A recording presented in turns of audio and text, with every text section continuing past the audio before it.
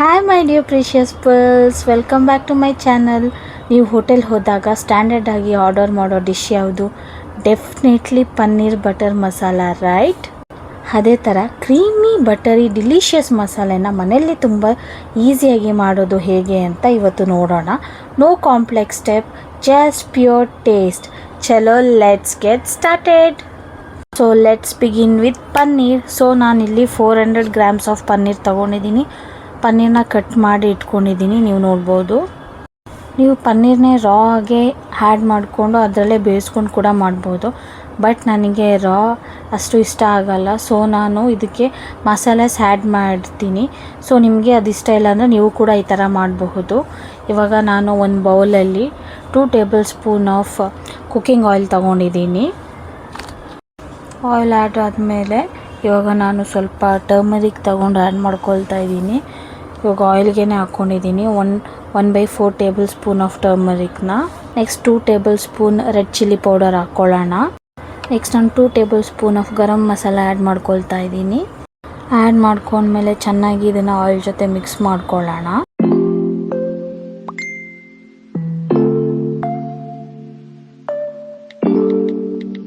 ಇವಾಗ ಅದೇ ಮಿಕ್ಸ್ಚರ್ಗೆ ಸ್ವಲ್ಪ ವಾಟರ್ ಆ್ಯಡ್ ಮಾಡ್ಕೊಳ್ತಾ ಇದ್ದೀನಿ.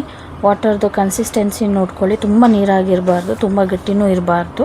ಸೊ ಮೀಡಿಯಮ್ ಆಗಿರಬೇಕು. ಇವಾಗ ಇದನ್ನ ಚೆನ್ನಾಗಿ ಮಿಕ್ಸ್ ಮಾಡ್ಕೊಳ್ತಾ ಇದ್ದೀನಿ. ನಾವು let's add paneer to the ಮಿಕ್ಸ್ಚರ್ಗೆ ಪನ್ನೀರನ್ನ ಆ್ಯಡ್ ಮಾಡಿಕೊಂಡು ಚೆನ್ನಾಗಿ ಮಿಕ್ಸ್ ಮಾಡ್ಕೊಳ್ಳಿ. ಕೋಟಿಂಗ್ ಪನ್ನೀರ್ದು 4 ಸೈಡೂ ಇಟ್ಕೋಬೇಕು. ಮಸಾಲೆ ಇವಾಗ ಪನ್ನೀರ್ಗೆ ಚೆನ್ನಾಗಿ ಮಿಕ್ಸ್ ಆಗಿದೆ, ನೀವು ನೋಡ್ಬೋದು. ನಿಮ್ಗೆ ಈ ಥರ ಇಷ್ಟ ಇಲ್ಲ ಅಂದರೆ ಪ್ಲೇನ್ ಪನ್ನೀರನ್ನ ಕೂಡ ಆ್ಯಡ್ ಮಾಡ್ಕೋಬೋದು. ನನಗೆ ಸ್ವಲ್ಪ ಪನ್ನೀರ್ ತಿನ್ನುವಾಗ ಸ್ವಲ್ಪ ಫ್ಲೇವರ್ಫುಲ್ ಆಗಿರಲಿ, ಕ್ರಂಚಿ ಆಗಿರಲಿ ಅಂತ ನಾನು ಯೂಶ್ವಲಿ ಇದೇ ಥರ ಮಾಡ್ಕೊಳ್ಳೋದು. ಇಟ್ಸ್ ಅಪ್ ಟು ಯು, ಯಾವ ಥರ ಬೇಕಾದ್ರೆ ನೀವು ಆಪ್ಷನ್ ಚೂಸ್ ಮಾಡ್ಕೋಬೋದು. ನಾನು ಸಾಲ್ಟ್ ಆ್ಯಡ್ ಮಾಡೋಕ್ಕೆ ಮರ್ತಿದ್ದೆ, ಸೊ ನಾನು ಸಾಲ್ಟ್ ಆ್ಯಡ್ ಮಾಡ್ಕೊಳ್ತಾ ಇದ್ದೀನಿ ಇವಾಗ ಮೇಲಿಂದಾನೆ. ನೀವು ಮಿಕ್ಸ್ಚರ್ ಜೊತೆನೇ ಆ್ಯಡ್ ಮಾಡ್ಕೊಳ್ಳಿ. ಮಿಕ್ಸ್ಚರ್ ರೆಡಿಯಾಗಿದೆ. ಇವಾಗ ನಾವು ಇದನ್ನ 15 to 20 ಮಿನಿಟ್ಸ್ ಮ್ಯಾರಿನೇಟ್ ಮಾಡೋಕ್ಕೆ ಬಿಡೋಣ. ಇದು ಫಸ್ಟ್ ಸ್ಟೆಪ್ ಆಗಿರುತ್ತೆ. ಸೊ 15 to 20 ಮಿನಿಟ್ಸ್ ಮ್ಯಾರಿನೇಟ್ ಆದಮೇಲೆ ನಾನಿಲ್ಲೊಂದು ಪ್ಯಾನ್ ತೊಗೊಂಡಿದ್ದೀನಿ. ಪ್ಯಾನ್ ಮೇಲೆ ಇವಾಗ ಬಟರ್ ಹಾಕ್ಕೊಳ್ತಾ ಇದ್ದೀನಿ. ಬಟರ್ ಸ್ಪ್ರೆಡ್ ಮಾಡ್ಕೊಳ್ತಾ ಇದ್ದೀನಿ ಸ್ವಲ್ಪ. ನೀವು ಬಟರ್ ಬದಲು ಆಯಿಲ್ ಕೂಡ ಆ್ಯಡ್ ಮಾಡ್ಕೋಬಹುದು. ನಾನಿಲ್ಲಿ ಕ್ಯಾಸ್ಟ್ ಐರನ್ ತವಾ ಯೂಸ್ ಮಾಡ್ಕೊಳ್ತಾ ಇದ್ದೀನಿ. ಲಾಸ್ಟ್ ವೀಡಿಯೋದಲ್ಲಿ ಕ್ಯಾಸ್ಟ್ ಐರನ್ದು ಯೂಸಸ್ ಹೇಳಿದ್ದೀನಿ, ನೋಡಿಲ್ಲ ಅಂದರೆ ಪ್ಲೀಸ್ ಹೋಗಿ ದಯಮಾಡಿ ವ್ಲಾಗ್ ವಾಚ್ ಮಾಡಿ. ಇವಾಗ ಪ್ಯಾನ್ ಕಾದಿದೆ. ಇವಾಗ 1 by 1 ಪನ್ನೀರ್ ಆ್ಯಡ್ ಮಾಡ್ಕೊಳ್ಳೋಣ.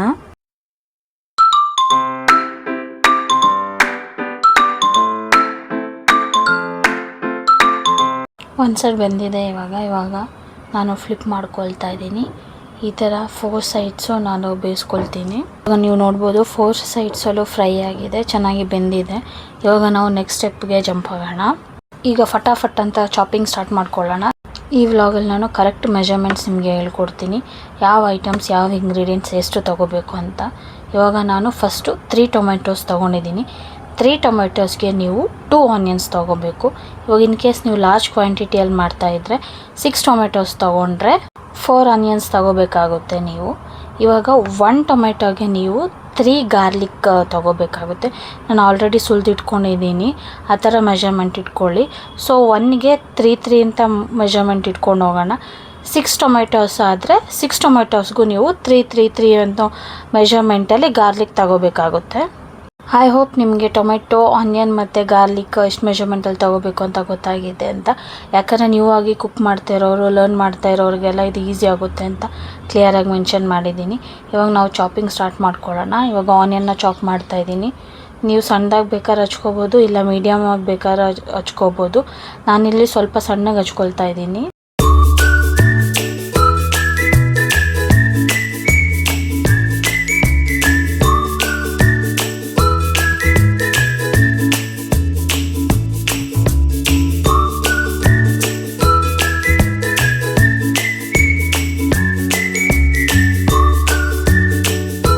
ಟೊಮೆಟೊಸ್ ಚಾಪ್ ಮಾಡ್ಕೊಳ್ತಾ ಇದ್ದೀನಿ. ಇವಾಗ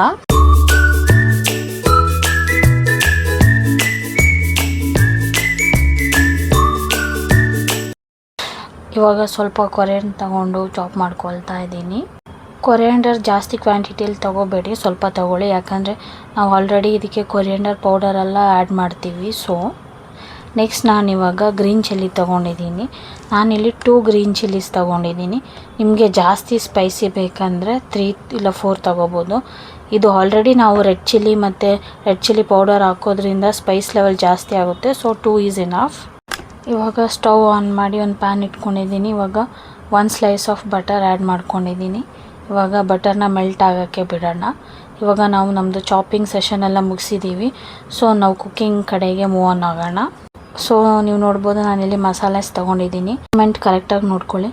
5 ಲವಂಗ ತೊಗೊಂಡಿದ್ದೀನಿ ನಾನು, ಮತ್ತು 2 ಬೇ ಲೀಫ್ ತೊಗೊಂಡಿದ್ದೀನಿ, ಪಲಾವ್ ಎಲೆ 2. ಇವಾಗ ಲವಂಗ ಆ್ಯಡ್ ಮಾಡ್ಕೊಳ್ಳೋಣ. ನಿಮಗೆ ಜಾಸ್ತಿ ನೀವು ಲವಂಗ ಆ್ಯಡ್ ಮಾಡಿಕೊಂಡ್ರೆ ತುಂಬ ಮಸಾಲೆ ಆಗಿಬಿಡುತ್ತೆ ಸ್ಪೈಸಿ. ಸೊ ನೀವು ಮೆಷರ್ಮೆಂಟ್ ವೈಸೇ ಆ್ಯಡ್ ಮಾಡ್ಕೊಳ್ಳಿ. 5 ಈಸ್ ಮೋರ್ ದೆನ್ ಎನಫ್ ಅಂತ ಐ ಫೀಲ್. ಇವಾಗ 2 ಏಲಕ್ಕಿ ಆ್ಯಡ್ ಮಾಡ್ಕೊಳ್ತಾ ಇದ್ದೀನಿ. ಅದ್ರ ಜೊತೆಗೆ ನಾನು ಇವಾಗ ಒಂದು ಚಕ್ಕೆನ ಆ್ಯಡ್ ಮಾಡ್ಕೊಂಡಿದ್ದೀನಿ. ಅದು ಒಂದನ್ನೇ ಬ್ರೇಕ್ ಮಾಡಿಬಿಟ್ಟು ಆ್ಯಡ್ ಮಾಡಿದ್ದೀನಿ. ಅದಾದಮೇಲೆ ಇವಾಗ ನಾನು ಆಗಲೇ ತೋರಿಸಿದ್ನಲ್ಲ ಬೆಳ್ಳುಳ್ಳಿ ಮೆಷರ್ಮೆಂಟ್ ವೈಸ್, ಅಷ್ಟು ಬೆಳ್ಳುಳ್ಳಿನ ಆ್ಯಡ್ ಮಾಡಿಕೊಂಡು ಇವಾಗ ಇದು 5 to 6 ಕ್ಯಾಶ್ಯೂಸು. ಈ ಕ್ಯಾಶ್ಯೂನ ನಾನು ಬ್ರೇಕ್ ಮಾಡಿ ಹಾಕ್ಕೊಂಡಿದ್ದೀನಿ. ಸೊ ಇದು ಜಾಸ್ತಿ ಕಾಣಿಸ್ತಾ ಇದೆ. ಬ್ರೇಕ್ ಮಾಡ್ಕೊಂಡಿಲ್ಲ ಅಂದರೆ ನೀವು ಒಂದು 10 ಕ್ಯಾಶ್ಯೂಸ್ ಆದರೂ ಹಾಕ್ಬೋದು. ಅದಾದಮೇಲೆ ಇವಾಗ ನಾನು 3 ರೆಡ್ ಚಿಲ್ಲಿ ಹಾಕ್ಕೊಂಡಿದ್ದೀನಿ. ಇದರಿಂದನೇ ನಮಗೆ ಕಲರ್ ಬರುತ್ತೆ. 1 ಇಂಚ್ ಜಿಂಜರ್ ಕೂಡ ಹಾಕ್ಕೊಂಡಿದ್ದೀನಿ, ಮೆನ್ಷನ್ ಮಾಡೋಕ್ಕೆ ಮರ್ತೋಗಿದ್ದೀನಿ ನಾನು. ಇದಾದಮೇಲೆ ಚೆನ್ನಾಗಿ ಇದನ್ನ ಮಿಕ್ಸ್ ಮಾಡ್ಕೊಳ್ಳಿ. ಅದೆಲ್ಲ ಚೆನ್ನಾಗಿ ಫ್ರೈ ಆಗಬೇಕು. ನೆಕ್ಸ್ಟ್ ನಾವು ಕಟ್ ಮಾಡ್ಕೊಂಡಿರೋ ಆನಿಯನ್ ಆ್ಯಡ್ ಮಾಡ್ಕೊಳ್ಳೋಣ. ಆನಿಯನ್ ಗೋಲ್ಡನ್ ಬ್ರೌನ್ ಆಗೋ ಗಂಟ ನಾವು ಫ್ರೈ ಮಾಡಬೇಕು. ಇನ್ಸ್ಟೆಡ್ ಆಫ್ ರಾ ಜಿಂಜರ್ ಮತ್ತು ಗಾರ್ಲಿಕ್ ಬದಲು ನೀವು ಜಿಂಜರ್ ಗಾರ್ಲಿಕ್ ಪೇಸ್ಟ್ ಹಾಕ್ಕೋಬೋದು. ಅಟ್ಲೀಸ್ಟ್ ಒಂದು 2 ಟೇಬಲ್ ಸ್ಪೂನ್ ಆದರೂ ಹಾಕ್ಕೋಬೋದು. 2 to 3 table spoon of ginger ಮತ್ತು ಗಾರ್ಲಿಕ್ ನೀವು ಆ್ಯಡ್ ಮಾಡ್ಕೋಬೋದು. ಇವಾಗ ಆನಿಯನ್, ಗಾರ್ಲಿಕ್, ಜಿಂಜರ್ ಎಲ್ಲಾದರೂ ರಾ ಸ್ಮೆಲ್ ಹೋಗೋವರೆಗೂ ನಾವು ಚೆನ್ನಾಗಿ ಫ್ರೈ ಮಾಡ್ಕೊಳ್ಳೋಣ. ಈಗ ಟೊಮೆಟೊಸ್ ಆ್ಯಡ್ ಮಾಡ್ಕೊಳ್ಳೋಣ. ಎಲ್ಲ ಚಾಪ್ ಮಾಡಿರೋ ಟೊಮೆಟೊಸ್ನ ಫುಲ್ಲಾಗಿ ಆ್ಯಡ್ ಮಾಡ್ಕೊಳ್ತಾ ಇದ್ದೀನಿ. ಆ್ಯಡ್ ಮಾಡಿಕೊಂಡು ಚೆನ್ನಾಗಿ ಮಿಕ್ಸ್ ಮಾಡಿ ಟೊಮೆಟೊನ ಬೇಯೋಕ್ಕೆ ಬಿಡೋಣ. ಈಗ 2 ಗ್ರೀನ್ ಚಿಲ್ಲೀಸ್ನ ಆ್ಯಡ್ ಮಾಡ್ಕೊಳ್ಳೋಣ. ಚಾಪ್ ಮಾಡ್ಕೊಂಡಿರೋ ಕೊರಿಯಾಂಡರ್ ಆ್ಯಡ್ ಮಾಡೋಣ. ಇವಾಗ ಚೆನ್ನಾಗಿ ಮಿಕ್ಸ್ ಮಾಡಿ ಕೊರಿಯಾಂಡರು ಬೇಯಬೇಕು. ಟೊಮೆಟೊ ಬೆಂದು ಕೊರಿಯಾಂಡರ್ ಎಲ್ಲ ಬೇಯಬೇಕು. ಅಲ್ಲಿಗಂಟ ನಾವು ಸ್ಟೇರ್ ಮಾಡ್ಕೊತಾ ಇರೋಣ. ಲೋ ಫ್ಲೇಮಲ್ಲಿ ಇಟ್ಟಿರೋಣ. ಈಗ ನಾವು ರುಚಿಗೆ ತಕ್ಕಷ್ಟು ಉಪ್ಪು, ಅರಿಶಿಣ ಮತ್ತು ಚಿಲ್ಲಿ ಪೌಡ್ರ್ ಆ್ಯಡ್ ಮಾಡ್ಕೊಳ್ಳೋಣ.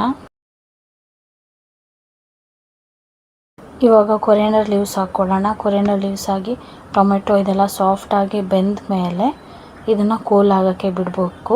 ಕೂಲ್ ಆದಮೇಲೆ ಅದನ್ನ ಮಿಕ್ಸಿ ಜಾರ್ಗೆ ಹಾಕ್ಕೊಂಡು ಚೆನ್ನಾಗಿ ರುಬ್ಕೋಬೇಕು. ಸ್ವಲ್ಪ ವಾಟರ್ ಆ್ಯಡ್ ಮಾಡ್ಕೋಬಹುದು, ಜಾಸ್ತಿ ಆ್ಯಡ್ ಮಾಡ್ಕೊಳ್ಳೋದು ಬೇಡ. ಇವಾಗ ನಾವು ಆಗಲೇ ಯೂಸ್ ಮಾಡಿರೋ ಪ್ಯಾನ್ಗೆ ನಾನು ಬಟರ್ ಹಾಕಿ ಗ್ರೀಸ್ ಮಾಡ್ಕೊಳ್ತಾ ಇದ್ದೀನಿ. ಸ್ವಲ್ಪ ಬಟರ್ ಯೂಸ್ ಮಾಡ್ಕೊಳ್ತಾ ಇದ್ದೀನಿ ಇಲ್ಲಿ. ಈಗ ನಾವು ರುಬ್ಕೊಂಡಿರೋಂಥ ಮಿಕ್ಸ್ಚರ್ನ ಹಾಕ್ಕೊಳ್ಳೋಣ. ಫುಲ್ ಕಂಪ್ಲೀಟಾಗಿ ಹಾಕ್ಕೊಳ್ಳಿ. ಸ್ವಲ್ಪ ನೀರು ಸೇರಿಸ್ಕೊಂಡು ನೀಟಾಗಿ ಹಾಕ್ಕೊಳ್ಳಿ ಪ್ಯಾನ್ಗೆ. ಇವಾಗ ನಾವು 1 ಟೇಬಲ್ ಸ್ಪೂನ್ ಕೊರಿಯಾಂಡರ್ ಪೌಡರ್ ಮತ್ತು 1 tablespoon garam masala add ಮಾಡ್ಕೊಳ್ಳೋಣ. ಆಲ್ರೆಡಿ ನಾವು ಕೊರಿಯಾಂಡರ್ ಲೀವ್ಸ್ ಆ್ಯಡ್ ಮಾಡಿರೋದ್ರಿಂದ ಕೊರಿಯಾಂಡರ್ ಪೌಡರ್ನ ಲೆಸ್ ಕ್ವಾಂಟಿಟಿಯಲ್ಲಿ ಹಾಕ್ಕೊಳ್ತಾ ಇದ್ದೀನಿ ನಾನು. ಈಗ ಟೈಮ್ ಫಾರ್ ಸ್ಟಾರ್ ಇಂಗ್ರೀಡಿಯೆಂಟ್ ಪನ್ನೀರ್ನ ಆ್ಯಡ್ ಮಾಡ್ಕೊಳ್ಳೋಣ. ಇದು ಮೇನ್ ಸ್ಟೆಪ್. ಇವಾಗ ಪನ್ನೀರ್ ಆ್ಯಡ್ ಆದಮೇಲೆ ಟೇಸ್ಟ್ ಮಾಡಿ ಸಾಲ್ಟ್ ಇಲ್ಲ ಖಾರ ಕಮ್ಮಿ ಇದೆಯಾ, ಇಲ್ಲ ಸ್ಪೈಸಸ್ ಇಲ್ಲ ಮಸಾಲೆ ಜಾಸ್ತಿ ಆಗಿದೆಯಾ, ತುಂಬ ಸ್ಪೈಸಸ್ ಆಗಿದೆಯಾ ನೋಡ್ಕೊಳ್ಳಿ. ಇದು ಫ್ರೆಶ್ ಕ್ರೀಮ್ ಆ್ಯಡ್ ಮಾಡ್ಕೊಳ್ತಾ ಇದ್ದೀನಿ. ಚೆನ್ನಾಗಿ ಶೇಕ್ ಮಾಡಿ ಮಿಕ್ಸ್ ಮಾಡಿ ಜೆಂಟಲ್ಲಿ ಹಾಕಿ ಮತ್ತೆ ಮಿಕ್ಸ್ ಮಾಡಿ. ಪನ್ನೀರ್ ಬ್ರೇಕ್ ಆಗಬಾರ್ದು. Just simmer for 2 minutes. ಇವಾಗ ನೀವು ಏನು ಯೋಚನೆ ಇಟ್ಕೋಬೇಕಂದ್ರೆ, ಇವಾಗ ನೀವು ಟೇಸ್ಟ್ ಮಾಡಿರೋದ್ರಿಂದ ತುಂಬ ಮಸಾಲೆ ಆಗಿದೆಯಾ, ಇಲ್ಲ ಟೊಮೆಟೊ ಆ್ಯಡ್ ಮಾಡಿರೋದ್ರಿಂದ ಒಂದೊಂದು ಸತಿ ಹುಳಿ ಆಗಿರುತ್ತೆ. ಆ ಥರ ಹುಳಿ ಆದರೆ ನೀವು ಫ್ರೆಶ್ ಕ್ರೀಮ್ ಜಾಸ್ತಿ ಆ್ಯಡ್ ಮಾಡ್ಕೊಳ್ಳಿ. ನಾವು ಜಾಸ್ತಿ ಆ್ಯಡ್ ಮಾಡಿಕೊಂಡಷ್ಟು ಅದು ಫ್ಲೇವರ್ಸ್ನ ಬ್ಯಾಲೆನ್ಸ್ ಮಾಡುತ್ತೆ. ಜಾಸ್ತಿ ಸ್ಪೈಸಿ ಆಗಿದ್ರು ಇಲ್ಲ ಜಾಸ್ತಿ ಮಸಾಲ ಆಗಿದ್ರೂ ನೀವು ಕ್ರೀಮ್ ಜಾಸ್ತಿ ಆ್ಯಡ್ ಮಾಡ್ಕೊತಾ ಬಂದಂಗೆ ಅದು ಆ ಟೇಸ್ಟ್ನ ಫ್ಲೇವರ್ನ ಬ್ಯಾಲೆನ್ಸ್ ಮಾಡುತ್ತೆ. ಸೊ ಎಲ್ಲ ಪರ್ಫೆಕ್ಟ್ ಆಗಿತ್ತು ಅಂದರೆ ನಿಮ್ಗೆ ಎಷ್ಟು ಬೇಕಷ್ಟು ಕ್ರೀಮ್ನ ಹಾಕಿ ಬಿಡಿ. ಎಲ್ಲ ಏನಾದರೂ ಬ್ಯಾಲೆನ್ಸ್ ಆಗಿಲ್ಲ ಫ್ಲೇವರ್ಸು ಅಂತ ಹೇಳಿದ್ರೆ ಕ್ರೀಮ್ನ ನೀವು ಹಾಕಿ ಫುಲ್ ಬ್ಯಾಲೆನ್ಸ್ ಆಗೋ ಗಂಟೆ ಎಷ್ಟು ಬೇಕಷ್ಟು ಕ್ರೀಮ್ನ ಹಾಕಿ ಚೆನ್ನಾಗಿ ಮಿಕ್ಸ್ ಮಾಡಿ. That is the main step of balancing flavours. Next ಸ್ವಲ್ಪ ಕಸೂರಿ ಮೇಥಿ ತಗೊಂಡು ಜಸ್ಟ್ ಕ್ರಷ್ ಇಟ್, ಆಮೇಲೆ ಸ್ಪ್ರಿಂಕಲ್ ಮಾಡಿ 1-2 ಮಿನಿಟ್ಸ್ ಬಿಡಿ. ಅದು ಫುಲ್ ಅರೋಮಾ ಕೊಡುತ್ತೆ. ಅದು ಫುಲ್ ಇವಾಗ ನೀವು ನೋಡ್ಬೋದು ಕುದೀತಾ ಇದೆ. ಚೆನ್ನಾಗಿ ಸ್ಟಿಯರ್ ಮಾಡಿದ್ರೆ ನಮ್ಮದು paneer butter masala ready. And that's it. ನಮ್ಮ homemade paneer butter masala ರೆಡಿಯಾಗಿದೆ. Check this out. Looks exactly like hotel style ಅಲ್ವಾ? ಇದನ್ನ ನಾನ್ ಜೊತೆ, ಕುಲ್ಚಾ ಜೊತೆ, ಚಪಾತಿ ಜೊತೆ ಇಲ್ಲ ಜೀರಾ ರೈಸ್ ಜೊತೆನೂ ತಗೋಬೋದು. ಸೂಪರ್ ಕಾಂಬಿನೇಷನ್ ಆಗಿರುತ್ತೆ.